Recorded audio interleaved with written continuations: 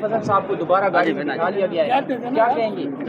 बहुत शुक्रिया, बड़ी मेहरबानी। आप लोग हमेशा आते हैं, कवरेज देते हैं ताकि लोगों तक पता चले कि क्या जुल्म जबर हो रहा है। आपकी हिम्मत को सलाम है जी। आपको बताना चाहें कि यहाँ पर 3 दिन के बाद दोबारा जो है, आज इतवार का दिन है और रऊफ हसन साहब और दीगर हमारे साथ जो स्टाफ है पाकिस्तान तहरीक इंसाफ के ऑफिस का, उनको उठाया गया था, जिसमें कोई पानी देने वाला है, कोई वहाँ पर क्लर्क है, कोई वहाँ पर जो है वो सिक्योरिटी देता है, कोई किसी का क्या रोल है।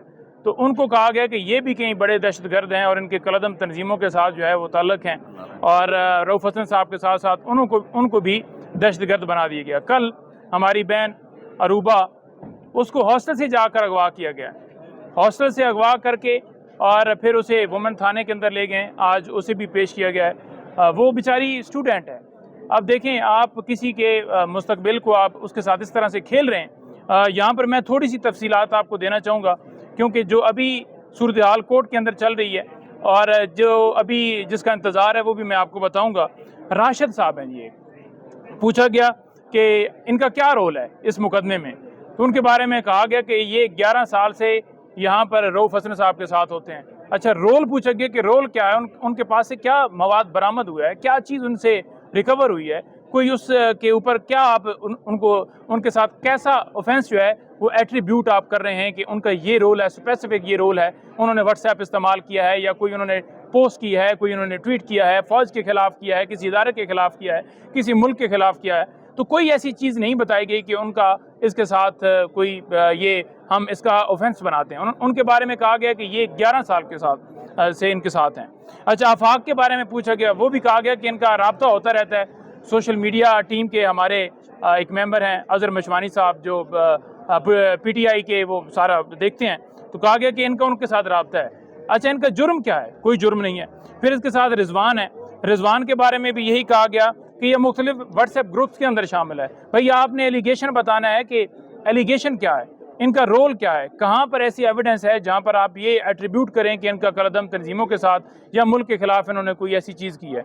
तो वो कोई चीज़ नहीं पेश की गई। इसी तरह उसामा हैं, रफ़ीक हैं, हमीदुल्लाह हैं, हमज़ा हैं, और अरूबा के बारे में मैंने आपको बताया, आफाक के बारे में मैंने आपको बताया। तो ये सारे लोग जो हैं ये स्टाफ है। और आप देख लें कि पाकिस्तान तहरीक इंसाफ जो सबसे बड़ी पार्टी है, उसके जो स्टाफ जो वहाँ पर काम करते हैं, उनको उठाया गया है कि जनाब इनका जो ताल्लुक है वो दहशतगर्द, यानी कि वो डिक्लेयर कर रहे हैं कि ये दहशतगर्द हैं।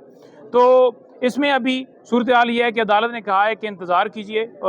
मुखालफिन जो हमारे FIA की तरफ से प्रोसिक्यूटर पेश हुए, उन्होंने कहा कि इसका मज़ीद जो है रिमांड दिया जाए। इसको जो है वो रिमांड जो है हमने लेना इसलिए है क्योंकि इनसे काफ़ी चीज़ें हमने बरामद करनी है। रऊफ हसन साहब का कहीं इंडिया के किसी बंदे के साथ ताल्लुक है, राहुल के साथ ताल्लुक है, और इसी तरह से मुख्तलिफ चीज़ें जोड़ रहे थे। और सूरत हाल इस वक्त की यही है कि अदालत ने कहा इंतज़ार करें। हमने अपोज़ किया, हमने कहा कि ये बिल्कुल इसमें बेल बनती है, इसमें बेल फौरी होनी चाहिए, क्योंकि ऑन रिकॉर्ड कोई ऐसी चीज़ नहीं है, ऑन रिकॉर्ड ऐसा कोई मामला नहीं है।